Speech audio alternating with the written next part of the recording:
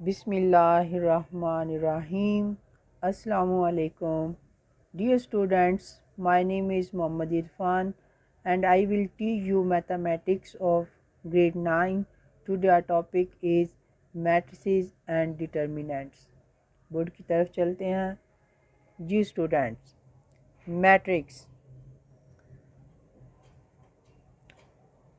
बेटा मैट्रिक्स की just definition ये है कि आपको कुछ रियल नंबर दिए जाएं और उनको आप एक तरतीब के साथ लिखें और उनको आप एक स्क्वायर ब्रैकेट में बंद कर दें तो ये एक मैट्रिक्स की फॉर्म हो जाएगा। जस्ट इसकी ये डेफिनेशन है।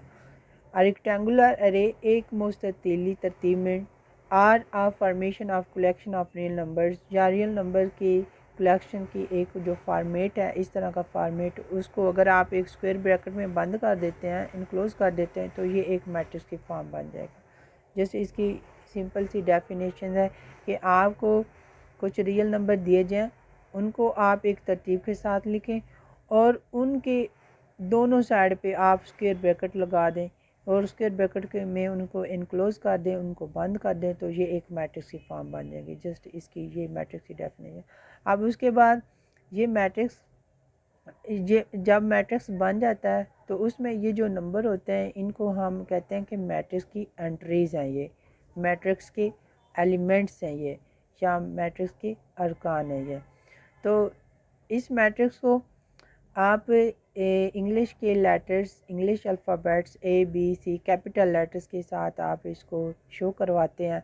तो मैंने इस मैट्रिक्स को इंग्लिश के अल्फ़ाबेट्स कैपिटल लेटर ए के साथ इसको मैंने एक्सप्रेस किया कि ये जो मैट्रिक्स है ए, इसका नाम मैंने ए रखा है कि matrix A is equal to 1 3 4 7 2 0। ये एक मैट्रिक्स है। अब हमें पता चला कि अगर हम रियल नंबर्स को एक तरतीब के साथ लिखें और उनको हम एक स्क्वायर ब्रैकेट में बंद कर दें, इनक्लोज कर दें, तो वो हमारे पास एक मैट्रिक्स फॉर्म बन जाता है। और मैट्रिक्स को हम इंग्लिश के लेटर्स, कैपिटल लेटर्स ABC में से किसी का भी उसको नाम दे सकते हैं। उसके बाद जो मैट्रिक्स है उसमें कुछ रोज़ होती हैं और कुछ कॉलम्स होते हैं। जो एंट्रीज़ हॉरिजॉन्टल लाइन में होती हैं उनको हम कहेंगे कि ये रोज़ है, और जो वर्टिकल लाइंस में होंगी उनको हम कहेंगे कि ये कॉलम है। जैसे ये एंट्रीज जो है 1 3 4, ये एक हॉरिजॉन्टल लाइन में है, तो मैंने इसको कहा कि ये रो 1 है। 7 2 0, ये हॉरिजॉन्टल लाइन में है, तो मैंने कहा R2, यानी कि ये इसकी रो 1 है, ये इसकी रो 2 है। इस तरह इसमें जो रोज़ की तादाद है वो 2 है। इसी तरह ये वर्टिकल लाइन में नंबर आ रहे हैं, वर्टिकल लाइन में एंट्रीज़ आ रही हैं, तो इनको मैंने कॉलम का नाम दिया। ये कॉलम 1 है, ये कॉलम 2 है, ये कॉलम 3 है। तो इस तरह इसमें जो कॉलम्स की तादाद है वो 3 है। इसमें नंबर ऑफ़ रोज़ 2 हैं और नंबर ऑफ़ कॉलम्स जो हैं वो 3 है। अब मैट्रिक्स के बाद हमने डेफिनेशन करनी है ऑर्डर ऑफ मैट्रिक्स, कि मैट्रिक्स का आपने ऑर्डर कैसे निकालना है। तो मैट्रिक्स का जो ऑर्डर होगा वो जस्ट ये होगा कि number of rows and number of columns in a matrix specify its order, कि एक मैट्रिक्स है उसमें कितनी रोज़ हैं और उसमें कितने कॉलम्स हैं, वो उसका होगा ऑर्डर। जैसे ये मैट्रिक्स ए है, इसमें रोज़ की तादाद है 2 और कॉलम्स की तादाद भी है 2, तो कॉलम्स की तादाद है 3।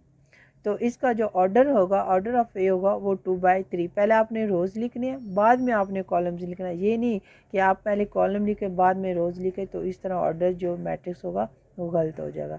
तो आपने जब ऑर्डर ऑफ मैट्रिक्स निकालना है तो आपने पहले रोज़ लिखने हैं, बाद में आपने कॉलम्स लिखते हैं। तो ऑर्डर ऑफ मैट्रिक्स की जो डेफिनेशन है, बेसिकल डेफिनेशन, वो यह है the number of rows and number of column in a matrix, यानी कि किसी भी मैट्रिक्स में जो रोज़ की तादाद है और कॉलम्स की तादाद होगी वो उसका होगा ऑर्डर। Specify its order.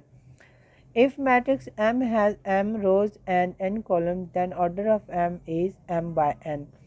कि वो कहते हैं कि कोई भी आप मैट्रिक्स लें, उसको आप M का नाम दें, उसमें M रोज़ हों और N कॉलम्स हों, तो उनका ऑर्डर फार्मूला जो होगा, ऑर्डर निकालने का फार्मूला, वो होगा M/N। M इसमें जो रोज़ होंगी और N इसमें कॉलम्स होंगे, M/N। फॉर एग्ज़ाम्पल यहाँ पे एक मैट्रिक्स है 147,250, इसको स्क्वायर ब्रैकेट में क्लोज किया और इसको लेटर एम के साथ डिनोट कर रहे हैं। तो इसमें जो नंबर ऑफ़ रोज़ हैं वो हैं 2 और नंबर ऑफ़ कॉलम इसमें है 3, तो इसका जो ऑर्डर होगा वो 2/3 होगा। जैसे नंबर ऑफ़ रोज़ इसमें है 2 और नंबर ऑफ़ कॉलम्स इसमें है 3, तो ऑर्डर ऑफ़ मैट्रिक्स एम जो होगा वो होगा 2/3। इस तरह ऑर्डर ऑफ़ मैट्रिक्स आप निकालेंगे। उसके बाद चलते हैं इक्वल मैट्रिक्स के दो मैट्रिक्स कब इक्वल होंगे। दो मैट्रिक्स उस वक्त इक्वल होंगे जब उनमें दो कंडीशंस सेटिस्फाई होंगी। एक कंडीशन ये है कि उन दोनों मैट्रिक्स का जो ऑर्डर होगा वो सेम होगा, उन दोनों मैट्रिक्स का जो ऑर्डर होगा वो सेम होगा, इक्वल होगा। और दूसरा जो इनके कोरस्पॉन्डिंग एलिमेंट्स जो होंगे वो भी इक्वल होंगे, सेम होंगे, तो फिर हम कहेंगे कि वो इक्वल मैट्रिक्स है। अगर उनके कोरस्पॉन्डिंग एलिमेंट सेम नहीं होंगे तो हम कहेंगे कि वो दोनों मैट्रिक्स जो इक्वल नहीं है। If A and B are two matrices then A is said to be equal to B and denoted by A is equal to B if and only if the order of matrix A is equal to the order of matrix B. Number 2, the corresponding entries are also equal.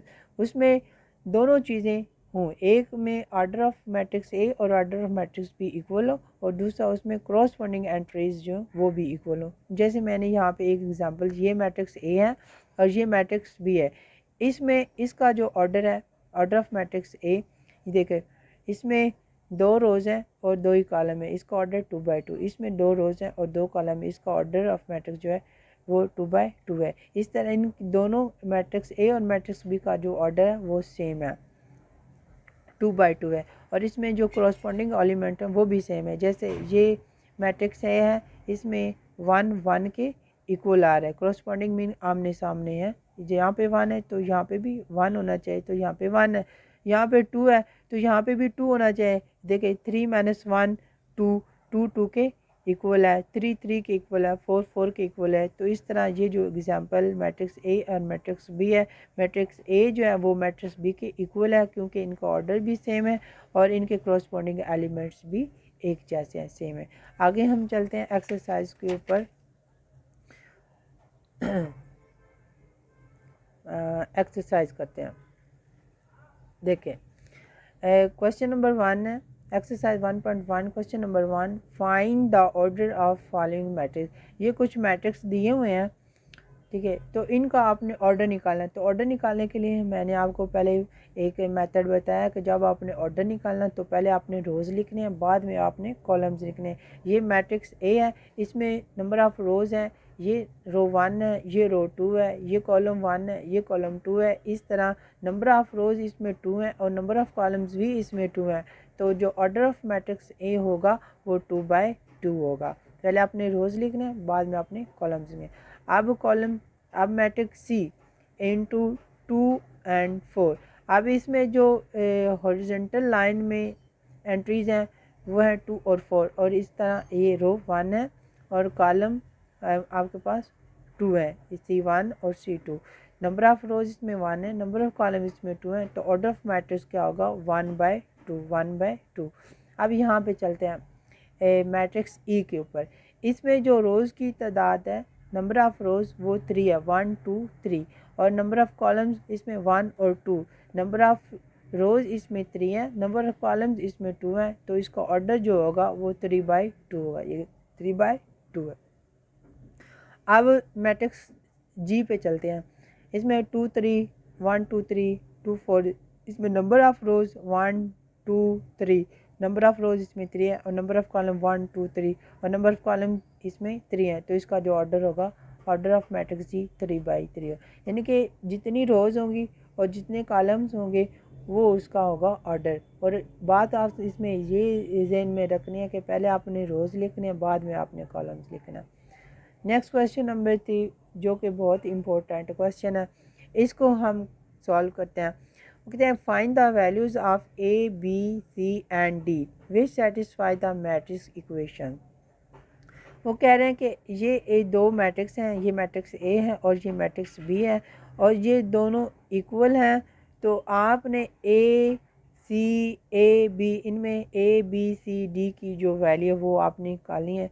तो उन्होंने पहले ही हमें बताया है कि विच satisfy the equation को show करते हैं। तो हमने लिखा है सिंस बोथ मैट्रिक्स, इनके ये मैट्रिक्स और ये matrix both matrix are equal therefore the corresponding entries are also equal. अगर ये दोनों मैट्रिक्स इक्वल हैं तो इनके जो कोरस्पोंडिंग आमने सामने के जो नंबर हैं वो भी इक्वल होने चाहिए। तो इसी तरह a प्लस सी जो है वो 0 के इक्वल है, और a प्लस 2b वो -7 के इक्वल है, c -1 3 के इक्वल है, और 4d -6 जो है वो 2d के इक्वल है।